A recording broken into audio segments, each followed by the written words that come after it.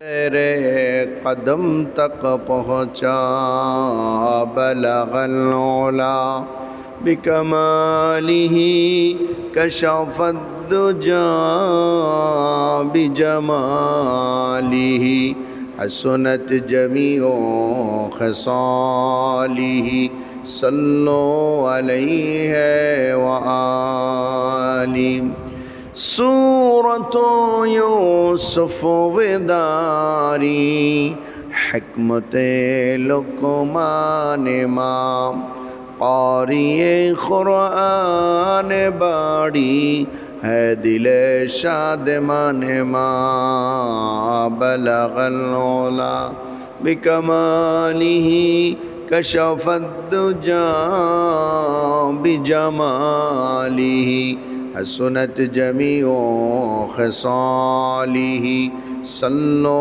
अलैहि व आलिही ला इलाहा इल्लल्लाह ला इलाहा इल्लल्लाह ला इलाहा इल्लल्लाह ला इलाहा আসমানের মালিক যিনি আল্লাহ জমিনের মালিক তিনি আল্লাহ হায়াতের মালিক যিনি আল্লাহ মৌতের মালিক তিনি আল্লাহ লা ইলাহা ইল্লাল্লাহ লা ইলাহা ইল্লাল্লাহ লা ইলাহা ইল্লাল্লাহ মুহাম্মাদুর রাসূলুল্লাহ সাল্লাল্লাহু আলাইহি ওয়াসাল্লাম। আলহামদুলিল্লাহ, আজকের আলোচ্য বিষয় হচ্ছে শুকরিয়া আদায়, কৃতজ্ঞতা জ্ঞাপন। শুকরিয়া সম্পর্কে আমরা কোরআন সুন্নাহ থেকে আলোচনা শুনবো ইনশাআল্লাহ। সম্মানিত ভাইয়ের আমার, আল্লাহ পাক সুবহানাহু ওয়া তাআলা যিনি আমাদের স্রষ্টা, তিনি বলে দিয়েছেন কোরআন কারীমের সূরা ইব্রাহিম এর 7 নম্বর আয়াতে আল্লাহ রাব্বুল আলামিন বলেন, লাইন শাকারতুম লাযীদান্নাকুম ওয়া লাইন কাফারতুম ইন্না আযাবী লাশাদীদ। আল্লাহ পাক বললেন, যদি তোমরা কৃতজ্ঞতা জ্ঞাপন করো, তোমাদের রবের শুকরিয়া জ্ঞাপন করো, তোমাদের রব তোমাদেরকে বাড়িয়ে দিবেন, তোমাদের যত নেয়ামত রাজি রয়েছে সব বাড়ায় দিবেন। আর যদি নাশুকরি হও, অকৃতজ্ঞ করো, তাহলে তোমাদের জন্য যারা এই কাজ করবে, অকৃতজ্ঞতা প্রকাশ করবে, তাদের জন্য আল্লাহ পাক সুবহানাহু ওয়া তাআলা কঠিন ভয়ানক আযাবের ব্যবস্থা রেখে দিয়েছেন। সম্মানিত ভাইয়ের আমার, আল্লাহ রাব্বুল আলামিন অসংখ্য নিয়ামত বান্দাদেরকে দান করেছেন, অগণিত নিয়ামত বান্দাদেরকে দেওয়া হয়েছে, যেটা সম্পর্কে আল্লাহ পাক বললেন, ওয়া ইন তাউদ্দু নি'মাতাল্লাহি লা তুহসুহা। আল্লাহ রাব্বুল আলামিন বলেন, যদি তোমরা আল্লাহর দেয়া নিয়ামতকে গণনা করো, গুনে গুনে গুনে গুনে তোমার গণনার সংখ্যা শেষ হয়ে যাবে, তবু আল্লাহর দেয়া নিয়ামতকে তোমরা শেষ করতে পারবে না। এত বেশি নিয়ামত আল্লাহ রাব্বুল আলামিন বান্দাকে দিয়েছেন। ওই আল্লাহর দেয়া নিয়ামত ছাড়া বান্দা এক কদম সামনে যেতে পারে না, পিছেও যেতে পারে না, একটা শ্বাস গ্রহণ করতে পারে না, ফেলতেও পারে না। আল্লাহ রাব্বুল আলামিন কোরআন কারিমে বললেন, বান্দারে তোকে আমি এত সুন্দর করে বানালাম, এত সুন্দর আকৃতি দিলাম, চোখ দিলাম, নাক দিলাম, বডি দিলাম, বডির মধ্যে এত যন্ত্রপাতি দিয়ে তোকে আমি সেট করেছি, সেটিং ফিটিং করে দিয়েছি। আজকের মেডিকেল সায়েন্স, চিকিৎসা বিজ্ঞান পর্যন্ত আশ্চর্য হয়ে যায়। আল্লাহ রাব্বুল আলামিন বলেন, আলাম নাজআল লাহু আইনাইনি ওয়া লিসানাও ওয়া শাফাতাইন। বান্দারে তুমি দেখো, তোমার নিজের দিকে তাকাও। অফি আনফুসিকুম আফালা তুবসিরুন। তুমি কি তোমার নিজের দিকে দৃষ্টি করো না, দেখো না? তোমাকে আমি দুইটা চোখ দান করেছি, দুইটা ঠোঁট দিয়েছি, দুই ঠোঁটের মাঝখানে একটা জিহ্বাকে আমি রব্বুল আলামিন দান করেছি। তোমাকে ঠোঁট দিলাম, চোখ দিলাম, নাক দিলাম, জিহ্বা দিলাম।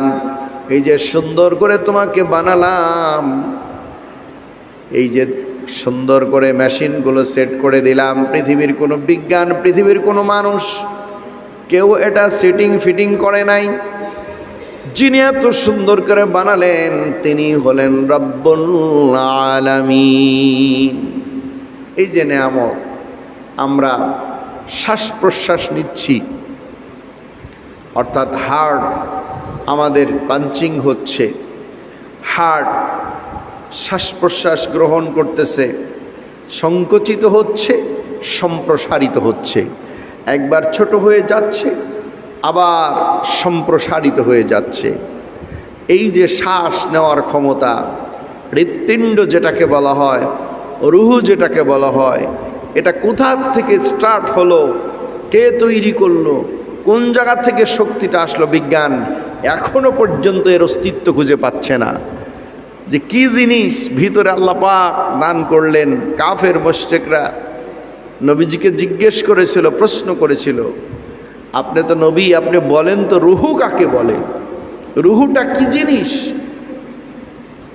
আমার বন্ধুগণ, আল্লাহ রাব্বুল আলামিন কোরআন কারিমে কথাটাকে রেকর্ড করে দিলেন।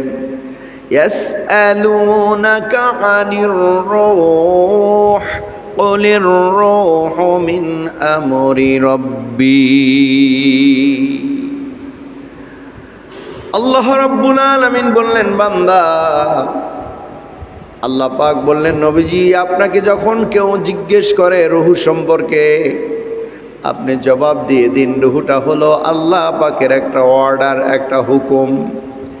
আল্লাহ পাক অর্ডার করেছেন, যে হুকুমটা দিয়েছেন, এই হুকুমের আনুগত্য যেটা করে সেটাই হলো রুহু।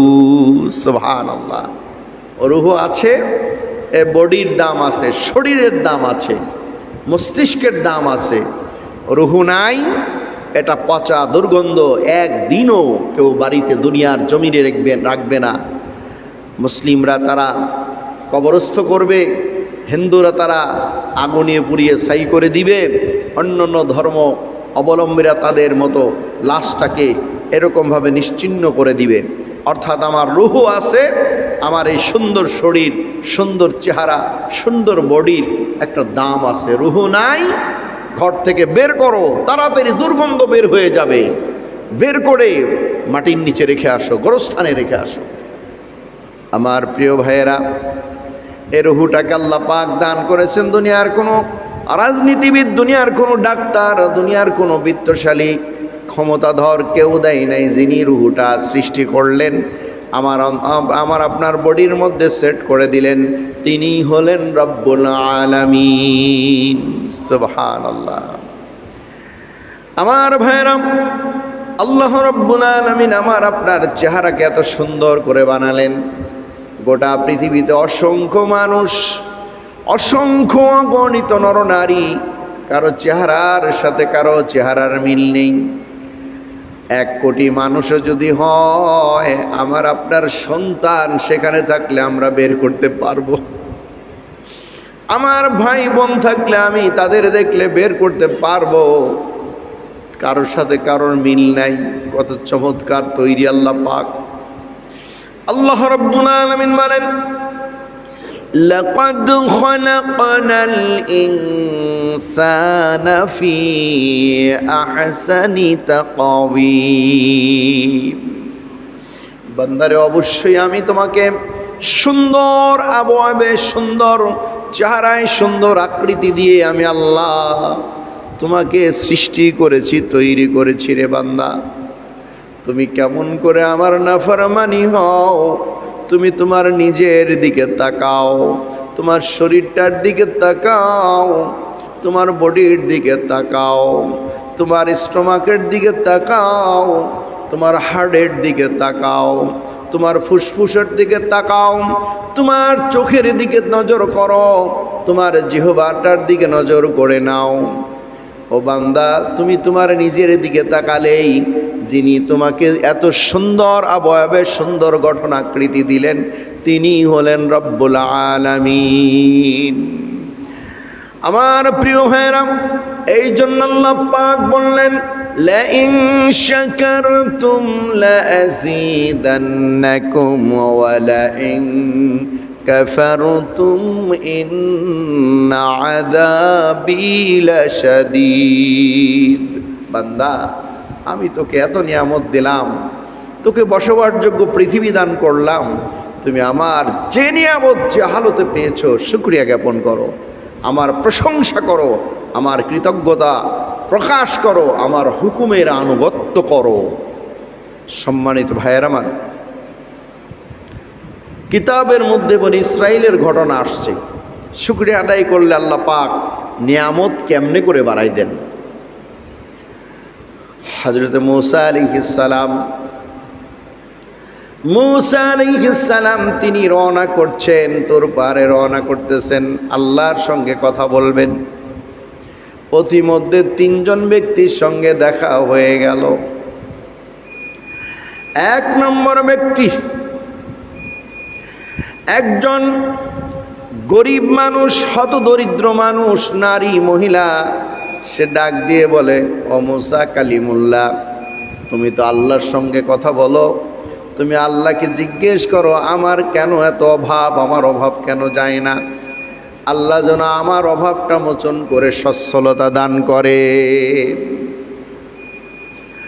আর একজন আল্লাহর বান্দি ডাক দিয়ে বলে, ধনাঢ্য নারী ডেকে বলে, মুসা কালিমুল্লাহ, তুমি তো আল্লাহর সঙ্গে কথা বলো, আল্লাহকে ডেকে বলবা আমার এত অঢেল সম্পদ আল্লাহ রাব্বুল আলামিন দান করেছেন, এটা তো আমি সংরক্ষণ করতে পারি না, আল্লাহ যেন আমার সম্পদটা একটু কমায় দেয়।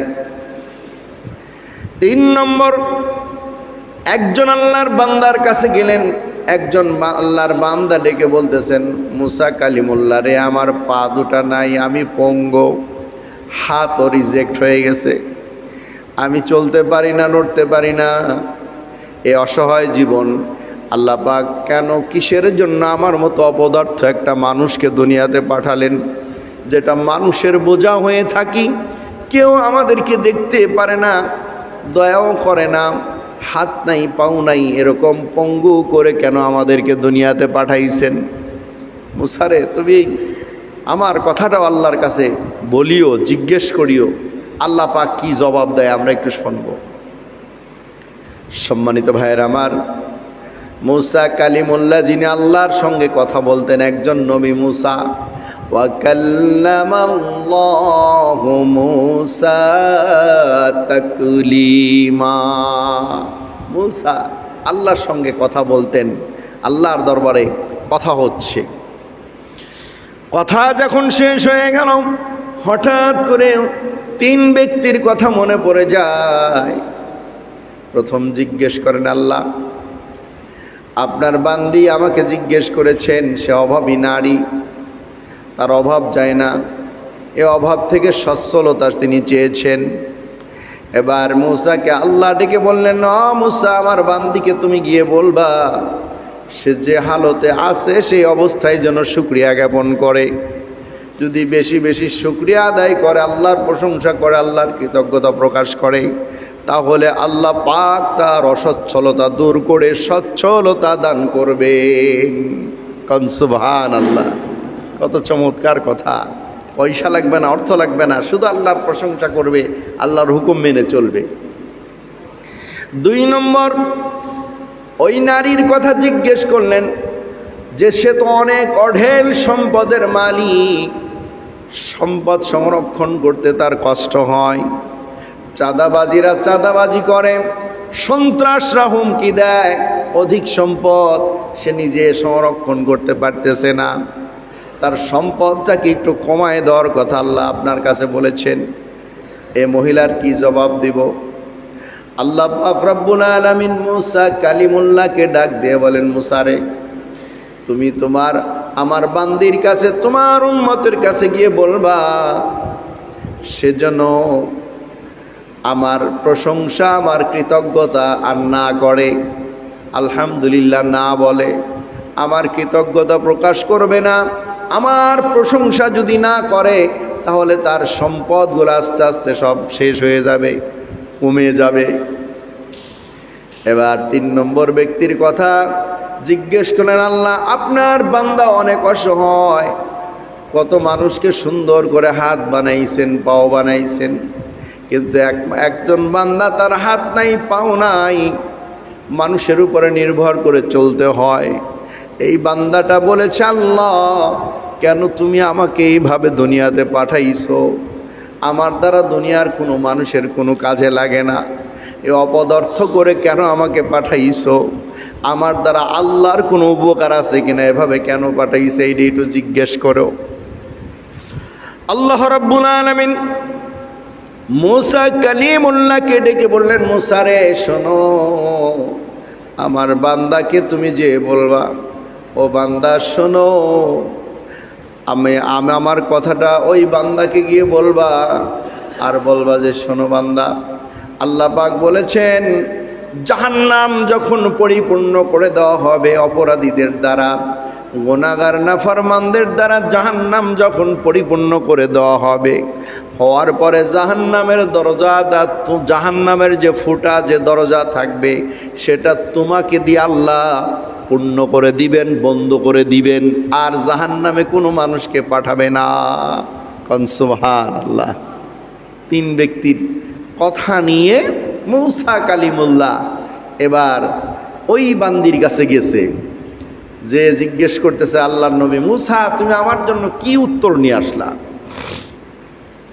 সম্মানিত ভাইয়ের আমার, আল্লাহর নবী মুসা বলেন, শোনো আল্লাহর বান্দি, আল্লাহ পাক বলেছেন তুমি যদি আল্লাহর শুকরিয়া জ্ঞাপন করো, যে হালতে আছো, তোমার অভাব অনটন আছে, তাতে কি হয়েছে? তুমি বেশি বেশি করে আল্লাহর প্রশংসা করবা, তাহলে তোমার সম্পদ বেড়ে যাবে, তোমার সচ্ছলতা আসবে। এই নারী কয়, আমার কিছুই নাই, আমি কেমনে করে আল্লাহর প্রশংসা করব? আমার তো কিছুই নাই, আমি খামাখা আল্লাহর প্রশংসা কেন করব? এই কথা যখন নাকি বলেছে, সঙ্গে সঙ্গে কিতাবের মধ্যে লেখা হয়, একটা বায়ু এসে ওর আর যা কিছু ঘর বাড়ি যা ছিল সব একবার উড়াই নিয়ে গেছে, সব শেষ। মানে আরো কৃতজ্ঞ হয়েছে, সব নিঃশেষ হয়ে গেছে। 2 নম্বর নারীর কাছে, বান্দির কাছে আল্লাহ নবী মুসা কালিমুল্লাহ আসলো, আসার পরে বলতেছে, শোনো আল্লাহর বান্দি, আল্লাহ তোমাকে বলেছেন তুমি শুকরিয়া আদায় বন্ধ করে দাও। আল্লাহ যে নিয়ামত তোমাকে দিয়েছেন, ধন সম্পদ দিয়েছেন, আর আলহামদুলিল্লাহ কইও না। এই ধন সম্পদ আল্লাহ রাস্তায় তুমি দান করবা না, আল্লাহর নিয়ামতের শুকর আদায় করবা না, তাহলে তোমার সম্পদগুলো কমে যাবে, কমে যাবে। তখন ওই বান্দি আল্লাহর দরবারে খুশি হইয়া যায়, আর ডেকে বলে, আল্লাহ তুমি আমাকে এত অধিক অধিক দিয়েছ, আমি তোমার শুকরিয়া না আদায় করে কেমনে থাকি? আরো বেশি বেশি করে কয় আলহামদুলিল্লাহ, জোরে কন্যা আলহামদুলিল্লাহ। যখনই শুকরিয়া আরো বেশি বেশি করে আদায় করতেছে, অল্প দিনের মধ্যে যা সম্পদ আল্লাহ দিয়েছিল তার চাইতে আরো ডবল বাড়াই দিছে। কন্যা আলহামদুলিল্লাহ, আল্লাহু আকবার। 3 নম্বর ব্যক্তির কাছে গেলেন, যেই পঙ্গু ব্যক্তি হাত নাই পাও নাই, এই পঙ্গু ব্যক্তির কাছে যখন গেলেন, বলতেছে, আল্লাহর বান্দা শোনো, আল্লাহ পাক কোনো জিনিসই খামাখা তৈরি করেন না। তোমাকে আল্লাহ পাক সৃষ্টি করে দুনিয়ায় পাঠাইছেন। শোনো রে আল্লাহর বান্দা, তুমি যখন ইন্তেকাল করবা, মৃত্যুবরণ করবা, জাহান্নামের আসামিদেরকে জাহান্নামে পাঠাইয়া দেওয়ার পরে যখন জাহান্নাম পরিপূর্ণ হয়ে যাবে, জাহান্নামের দরজাটা তোমাকে দিয়ে বন্ধ করবেন আল্লাহ পাক রব্বুল আলামিন। যখন এই কথা বলেছেন, ওই বান্দা ডাক দিয়ে কয় আলহামদুলিল্লাহ, জোরে কার আলহামদুলিল্লাহ। আলহামদুলিল্লাহ যখন বলেছে, সঙ্গে সঙ্গে ওর হাত পা আস্তে আস্তে সুস্থ হওয়া শুরু হয়েছে, গজানো শুরু হয়েছে। আল্লাহ পাক যখন আল্লাহ শুকরিয়া আদায় করলো, সঙ্গে সঙ্গে ওর সম্পূর্ণ পরিপূর্ণ নিয়ামত, হাতও ঠিক হয়ে গেল, পাও ঠিক হয়ে গেল, সম্পদও বেড়ে গেল, সম্মানও বেড়ে গেল। যেরকম আলহামদুলিল্লাহ। لئن شكرتم لأزيدنكم ولئن كفرتم إن عذابي لشديد। আল্লাহ পাক কোরআন কারীম সূরা ইব্রাহিমের 7 নম্বর আয়াতের মধ্যে বললেন, যদি তোমরা আল্লাহর দেয়া নিয়ামতের শুকরগুজার বান্দা হও, শুকরিয়া আদায় করো, আল্লাহ পাক তোমার নিয়ামতকে আরো বাড়াইয়া দিবেন, বৃদ্ধি করে দিবেন। আর যদি আল্লাহর প্রতি অকৃতজ্ঞ হও, না শুকরি করো, তাহলে আল্লাহ পাক তোমার জন্য কঠিন আর ভয়ানক শাস্তির ব্যবস্থা রেখে দিয়েছেন। সুতরাং কৃতজ্ঞতা সর্ব অবস্থায় শুকরিয়া আদায় করতে হবে। আমরা সুন্দর একটা দেশের মধ্যে আছি, কন আলহামদুলিল্লাহ। আমরা ঈদুল আজহার নামাজ পড়েছি, ঈদুল ফিতরের নামাজ পড়ি, জুমার নামাজ পড়ি, কত শান্তিদায়ক অবস্থান আমাদের মধ্যে, আলহামদুলিল্লাহ। গোটা পৃথিবীর মধ্যে তাকালে মসজিদে জুমার নামাজটাও পড়া শান্তি মতো পড়তে পারে না, সেখানেও হামলা করা হয়। কোরবানি তো দূরের কথা, কি অবস্থা পার্শ্ববর্তী দেশের অবস্থা আপনারা দেখেছেন টেলিভিশন এবং অন্যান্য অনলাইন সংবাদে। কোরবানিটা করতে দেওয়া হয় না, ঈদের নামাজ পড়তেছে, পিছন থেকে ধরে নিয়ে যায়। আমার মায়েরা বোনের আল্লাহর হুকুম পালন করতে যাচ্ছে, সেখানে তাদের উপর অত্যাচার, বোরকা খুলে ফেলানো হচ্ছে, হিজাব খুলে ফেলানো হচ্ছে, তাদের উপরে দুর্গন্ধময় এরকম নোংরা জিনিস ছুঁড়ে মারা হচ্ছে। আর মিডিল ইস্টের কথা তো বলাই বাহুল্য, সেখানে কি অবস্থা।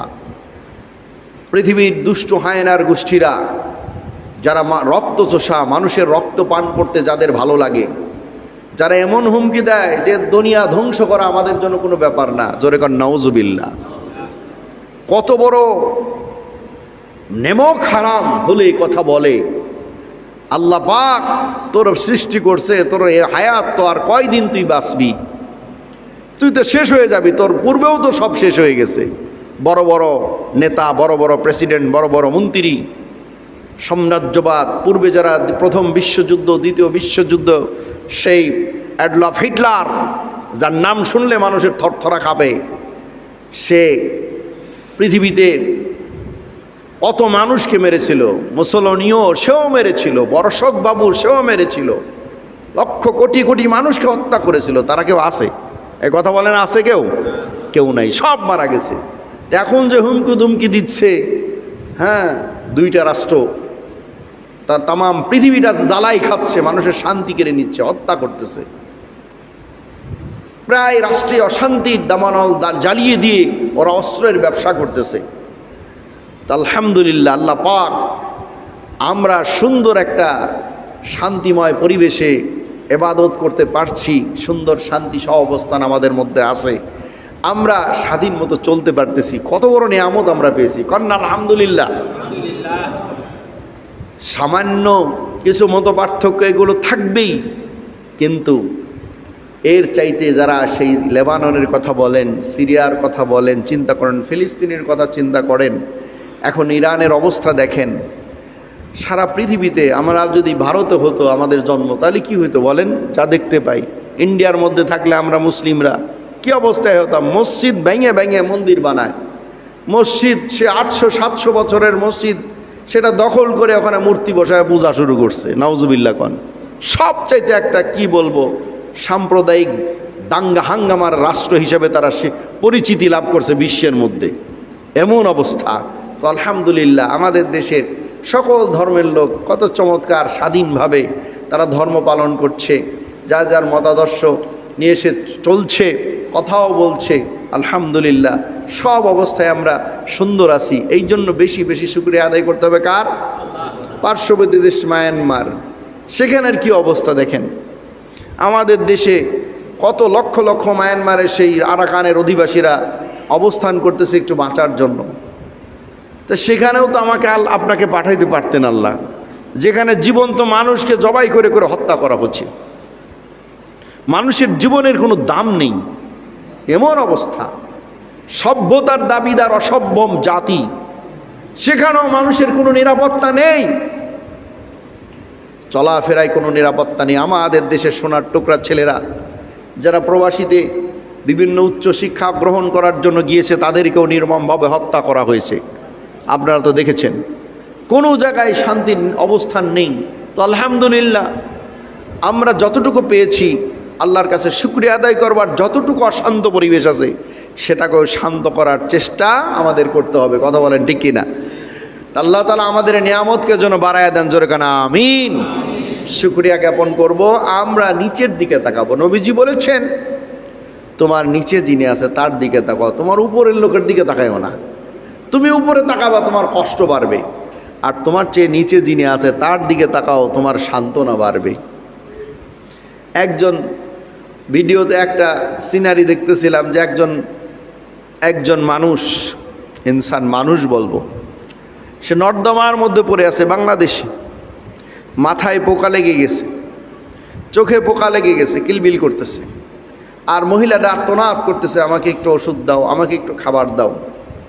সেখানে তার পাশে কেউ আগায় আসতেছে না। তো আল্লাহ তাআলা রব্বুল আলামিন আমাদের তো খাওয়াচ্ছেন, পড়াচ্ছেন, আমরা সুস্থ আছি, আমরা বাড়িতে বসবাস করি, তার চাইতে আল্লাহ আমাদের ভালো রেখেছেন না? সেজন্য যার একটা টিনের ঘর আছে, সে একটা ছাপরা ঘর যার আছে ওই দিকে তাকাবে। যার একতলা কোনো মতো একটা বিল্ডিং আছে, যে টিনের ঘরে থাকে, রাস্তায় থাকে, তার দিকে তাকাবে। যার বাড়ি ঘরই নাই, কোনো কিছুই নাই, তখন বলতে হবে যে আল্লাহ, ওর থেকে আমাকে সুখে রেখেছো। আমাদের সমবয়সী কত মানুষ চলে গেছে ক্যান্সার আক্রান্ত হয়ে, তারপরে বড় ধরনের করোনায় চলে গেছে। এখন হামের যে প্রাদুর্ভাব আসছে, বিভিন্ন মহামারী আকার ধারণ করে কত মানুষের সন্তান মারা যাচ্ছে, কোলে করে শিশুর লাশ, সন্তানের লাশ দাফন করতেছে। আল্লাহ তো আমাকে আপনাকে, যারা ভালো আছি তাদের চাইতে আল্লাহ ভালো রেখেছেন। কথা বলেন ঠিক কিনা? হাসপাতালে ঈদের নামাজও পড়তে পারে নাই, বেডে শুয়ে আর্তনাদ করতেছে অসুস্থ অবস্থায়। চিকিৎসার জন্য দেশে বিদেশে পুরা সংসারের সমস্ত টাকা নিঃশেষ হয়ে গেছে। আল্লাহ তো আমাকে সুস্থ রেখেছেন, আর আমরা আলহামদুলিল্লাহ আল্লাহর শুকরিয়া আদায় করে বলবো, আল্লাহ তুমি আমাদেরকে পরনির্ভরশীলতা করিও না, আমাদেরকে ততক্ষণ পর্যন্ত হায়াত দাও যতক্ষণ পর্যন্ত তোমার ইবাদতটা আমি সুস্থ মতো করতে পারি, যতক্ষণ আমি নিজের খাবারটা নিজে হাতে খেতে পারি, যতক্ষণ আমি নিজের পায়ে চলতে পারি, নিজে ওযু করতে পারি, গোসল করতে পারি, সুস্থতার নিয়ে হায়াত আমাদেরকে দান করো, কারো উপর নির্ভর করে দিও না। আমি দেখেছি আমার আব্বা যান প্রায় 5টি বছর বিছানায় পড়েছিল। আহারে, সুস্থ সেই মনের মতো খেদমতটা করতে পারিনি বিভিন্ন কর্মসংস্থানের কারণে, রিজিকের কারণে, কিন্তু দেখেছি কি অসহায় আর্তনাদ। যখন বাড়িতে যাইতাম হাত ধরে রাখতো, কথা বলতে পারতো না, চোখ দিয়ে টপ টপ করে পানি পড়তো, খাবারটা চাইতে পারতো না, জবানটা বন্ধ হয়ে গেল। একা উঠার ক্ষমতা নাই, বাথরুমে যাওয়ার ক্ষমতা নাই, দীর্ঘ 5টি বছর বিছানায় পড়ে গিয়েছিল। মানুষ তো খেদমত করতে করতে একবারে কতক্ষণ চলে। একজন নারী ফোন করলো ঢাকার থেকে, একজন সরকারি কর্মকর্তা ছিলেন, আমি তাকে বোন বলে ডাকতাম। এখন উনি যে, ওনার মা এখনও বিছানায় আছে, মাঝে মাঝে ফোন দেয় আমি যে প্রতিষ্ঠানে আছি নিয়মিত 2 জন ছাত্রের খাবার এবং খোরাকি উনি দিয়ে থাকেন। স্বামী স্ত্রী 2 জনই সরকারের বড় কর্মকর্তা। তা ওনার মাকে নিয়ে উনি বলতেছেন যে হুজুর কি বলবো, খেদমত কতক্ষণ করা যায়, বিছানায় পড়ে আছে, পিঠে ঘা হয়ে গেছে, বিছানায় পায়খানা প্রস্রাব হচ্ছে, মানুষ কত কষ্ট করে এগুলো লালন পালন, কতদিন ধৈর্য ধরে। আমি আমার মায়ের সন্তান, আমি তো অস্বস্তি হয়ে যাচ্ছি, কি করুন অবস্থা, এখনো পর্যন্ত বিছানায়। মাঝে মাঝেই দোয়া চাই, হুজুর ছাত্রদের নিয়ে একটু দোয়া করেন, আল্লাহ যেন একটা ব্যবস্থা করেন, নাই সুস্থ করুন, না হলে ইমানের সাথে আল্লাহ যেন মৃত্যুটা দেন। আমার প্রিয় ভাইয়েরা, এই জন্য হায়াত ততক্ষণ পর্যন্ত ভালো যতক্ষণ আমি আমার নিজের মতো করে চলতে পারি, নিজের নামাজটা পড়তে পারি, নিজের খানাটা খেতে পারি। যখন পরনির্ভরশীলতা হয়ে যাবে তখন আর আমার স্বাধীনতা থাকলো না। সম্মানিত হাজিরিন, আল্লাহ পাক যে হালতে আমাকে রেখেছেন সেই হালতে শুকরিয়া আদায় করতে হবে কার? আল্লাহর। যদি শুকরিয়া আদায় করে আল্লাহ পাক তার নিয়ামতকে বাড়ায় দিবেন। কোন সুবহানাল্লাহ। বনী ইসরাইলের ঘটনা সহিহ বুখারীতে এসেছে, আবু হুরায়রা থেকে বর্ণনা করা হয়েছে, নবীজি সাল্লাল্লাহু আলাইহি সাল্লাম সাহাবাদের সামনে ওয়াজ করতেছেন। বনী ইসরাইলের 3 ব্যক্তি এর পরীক্ষা করার জন্য, একজন ছিল কুষ্ঠরোগী, সারা শরীরে শ্বেত রোগ, স্কিন ডিজিজ, যেটা দেখলে সবাই ঘৃণা করে। 2 নম্বর ব্যক্তি ছিল মাথায় টাকলা, চুল ছিল না, জওয়ান মানুষ, মাথায় চুল নাই। 3 নম্বর ব্যক্তি ছিল সব আছে, শরীর আছে, হাত আছে, বডি আছে, চোখ দুটো অন্ধ, চোখে দেখে না। আল্লাহর কাছে রোনাজারি করতেছে। আল্লাহ রাব্বুল আলামিন ফেরেশতাকে মানুষরূপী পাঠিয়ে দিলেন, যাও আমার বান্দাদেরকে একটু পরীক্ষা করো, দেখি কেমন করে আমার নিয়ামত পাওয়ার পরে ওরা শুকরিয়া জ্ঞাপন করে। ফেরেশতারূপী মানুষ প্রথম কুষ্ঠরোগী, ধবল রোগীওয়ালার কাছে গিয়ে বলে, আল্লাহর বান্দা তুমি অসহায় অবস্থা, তুমি কি চাও? তখন বলে, শোনো আল্লাহর বান্দা, রূপী বান্দা, আমি আল্লাহর কাছে এটাই চাই, আমার রোগটা ভালো হয়ে যাক। এবার ফেরেশতারূপী মানুষটা ওর শরীরে হাত বোলায় দিলেন। হাত বোলায় দেওয়ার পরে আল্লাহর পক্ষ থেকে রোগটা সঙ্গে সঙ্গে ভালো হয়ে গেল। কোন সুবহানাল্লাহ। এবার বলতেছে, তুমি আর কি চাও? তুমি কি পালন করতে ভালোবাসো? কি সম্পদ চাও? বলে, আমি উট পালন করতে ভালোবাসি, আমাকে যদি একটা উট দেওয়া হয় আমি উটটা পালন করতে পারবো।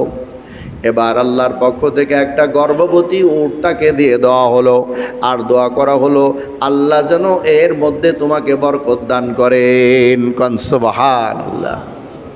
2 নম্বর মাথায় টাকলা ব্যক্তির কাছে চলে গেলেন। টাকলা ব্যক্তিকে ডেকে বলেন, আল্লাহর বান্দা তোমার কি সমস্যা? বলে, আমার চুল নাই, কেউ তো ভালো করে দেখে না, আমার স্ত্রীও ভালোবাসে না, আমাকে সবাই অবজ্ঞা করে। চুল না থাকার কারণে আল্লাহ যদি আমার মাথায় চুল গজায় দিতেন আমি আল্লাহর শুকরিয়া আদায় করতাম। এবার ফেরেশতারূপী মানুষ ওই বান্দার, আল্লাহর বান্দার মাথায় হাত বোলায় দিলেন, সঙ্গে সঙ্গে মাথায় আল্লাহ পাক চুল গজায় দিলেন। কোন সুবহানাল্লাহ। বলছে, তুমি কি সম্পদ ভালোবাসো? বলে, আমি গাভী পালতে ভালোবাসি। এবার আল্লাহর না ফেরেশতারূপী মানুষটা তখন তাকে একটা গর্ভবতী গাভী আল্লাহর পক্ষ থেকে দান করলেন।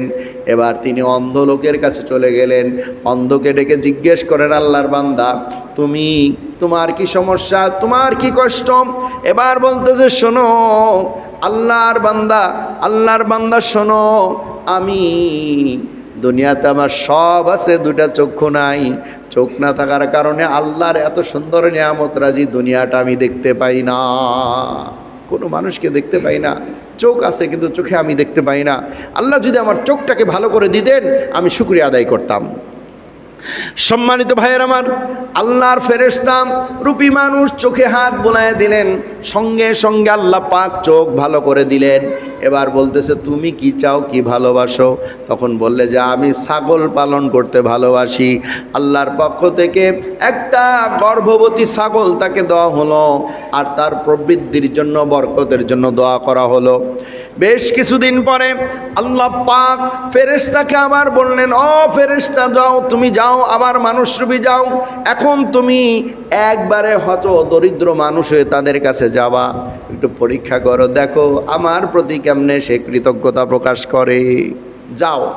উটওয়ালার কাছে গিয়ে বলতেছে, আল্লাহর বান্দা তোমার তো অনেক উট আল্লাহ দিয়েছে, আমি এক পথিক, আমাকে একটা উট দাও যাতে আমি আমার গন্তব্যস্থলে পৌঁছেই যাই। তখন বলতেছে, একটা উটের দাম কত? তুমি কেমনে করে উঠ চাও? মানে যে যত ধনী সে যত বড় কৃপণ। দিতে অস্বীকার করতেছে। তখন আল্লাহর বান্দারূপী ফেরেশতারূপী মানুষ বলে, শোনো, আমি তো যতটুকু জানি তোমার শরীরে ধবল রোগ, শ্বেত রোগ ছিল, তুমি অভাবী ছিল, আল্লাহ তোমাকে নেয়ামত দিয়েছে, আল্লাহ তোমাকে সম্পদ দিয়েছে। এখন ওই ব্যক্তি, হাদিসের মধ্যে ভাষাটা এরকম, শোনো, তুমি কেমন করে মিথ্যা বলছো, আমার এটা পৈতৃক সূত্রে আমি সম্পদ পেয়েছি, এটা সম্পদটা আল্লাহ আমাকে দেয় নাই, আমি আমার পৈতৃক সূত্রে পেয়েছি। কথা বুঝতে পারছেন? দেখবেন আমাদের দেশের দুদক আছে না, দুর্নীতি দমন কমিশন, মাঝে মাঝে বড় বড় যারা আছে রাষ্ট্রের নীতি নির্ধারক, বিত্তশালী বড় বড় রাজনীতিবিদ, বড় বড় নেতা, তাদের যখন ক্ষমতায় থাকে না সম্পদ থাকে একরকম, যখন ক্ষমতায় যায় তখন সম্পদ হয় অন্যরকম। যখন দুদক সেটা অনুসন্ধান টিম যায় তখন তারা দেখানোর চেষ্টা করে, হ্যাঁ আমি তো জমিদারের পুত্র ছিলাম, জমিদার সূত্রেই সম্পদ পাইছে, আসলে কোন জায়গাতে পাইছে সেটা তো সবাই জানে। কথা বলেন ঠিক কিনা? তো এরকমভাবে যখন জিজ্ঞেস করে, কেন আমার বাপ দাদার সূত্রে পাইছে, আসলে কোন জায়গার থেকে পাইছে, জনগণের টাকা আত্মসাৎ করছে, দুর্নীতি করে কোটি কোটি টাকা বিদেশে দেশে বিদেশে পাচার করছে, আর নামে বেনামে বিভিন্নভাবে ভয়ভীতি দিকে মানুষের অর্থকে আত্মসাৎ করেছে। তো এগুলো কি খাইতে পারে শেষ পর্যন্ত? শেষ পর্যন্ত খাইতে পারে কেউ? আরে সে যেটুক খাইছে সেটুক তার জন্য, যে সেটুক পোশাক পরলো তার জন্য, যেটুক আমল করছে সেটা তার জন্য, আর সবই তো পড়ে রইল। সম্মানিত ভাইয়ের আমার, এখন আল্লাহর ফেরেশতারূপী মানুষ বলতেছ না, আমি একটা তোমার জন্য দোয়া করি, তুমি যদি মিথ্যা বলো, আল্লাহ তুমি যেভাবে পূর্বে ছিলে সেইভাবেই যেন তোমার বানায় দেয়। চলে গেলেন টাকওয়ালার কাছে, একই প্রশ্ন একই উত্তর। ওকেও বলল, তুমি যদি মিথ্যা বলো তাহলে আল্লাহ তোমাকে যেন যে অবস্থায় ছিলে সে অবস্থায় আবার বানায় দেয়। দুইজনের বদদোয়া হয়ে গেল। অকৃতজ্ঞ, নাশুকরি করছে, আল্লাহর প্রতি অকৃতজ্ঞতা প্রকাশ করার কারণে ওরের আস্তে আস্তে আস্তে ক্ষণিকের সময়, অল্প সময়ের মধ্যেই তাদের আবার যেই কুষ্ঠরোগ হয়ে গেল, উট সম্পদ সব শেষ, গরু সব শেষ। অতঃপর চলে গেল অন্ধ ব্যক্তির কাছে, ছাগলওয়ালার কাছে, যে বলতেছে, শোনো আল্লাহর বান্দা, আমি তো পথিক, আমাকে একটা ছাগল দাও, আমি যাতে এই ছাগলটা নিয়ে বা তার দুধ পান করে আমি আমার গন্তব্যে পৌঁছতে পারি। তখন ওই বান্দা ডাক দিয়ে বলে, আল্লাহর বান্দা শোনো, আমি ছিলাম অন্ধ, আল্লাহ রাব্বুল আলামিন আমাকে চক্ষু এবং দৃষ্টি শক্তি দান করেছেন এবং অঢেল ছাগলের সম্পদ আল্লাহ পাক দিয়েছেন। সুতরাং এখান থেকে তুমি একটা কেন, এক পাল ছাগল নিয়ে যাও, আমার কোনো আফসোস নাই, আমি আল্লাহর প্রশংসা, আল্লাহর হস্তে তোমাকে দিয়ে দিলাম। এবার ফেরেশতারূপী মানুষ ডেকে বলে, শোনো আল্লাহর বান্দা, আমি সাধারণ কোনো মানুষ নই, আমি আল্লাহর পাঠানো ফেরেশতা, তোমাদের পরীক্ষা করার জন্য এসেছিলাম। ওই দুই ব্যক্তি তারা পরীক্ষায় ফেল করেছে, তারা অকৃতজ্ঞ হয়েছে, এই জন্য তাদের সম্পদগুলো আবার মাইনাস করে দেওয়া হয়েছে, পূর্বের রোগে আবার তারা আক্রান্ত হয়েছে। আর তুমি আল্লাহর শুকরিয়া জ্ঞাপন করার কারণে তোমার সম্পদ, তোমার ছাগল, তোমার ভেড়া বকরি আল্লাহ পাক আরো গুণ বাড়াইয়া দিবেন। জোরে কোন সুবহানাল্লাহ। لئن شكرتم لأزيدنكم ولئن كفرتم إن عذابي لشديد। তোমরা যদি আল্লাহর নিয়ামত পাওয়ার পরে আল্লাহর শুকরিয়া আদায় করো রে বান্দা, তোমাদের নিয়ামতকে আল্লাহ পাক বাড়ায় দিবেন। আর যদি অকৃতজ্ঞ হও, না শুকরি করো, আল্লাহ পাক তোমাদের জন্য কঠিন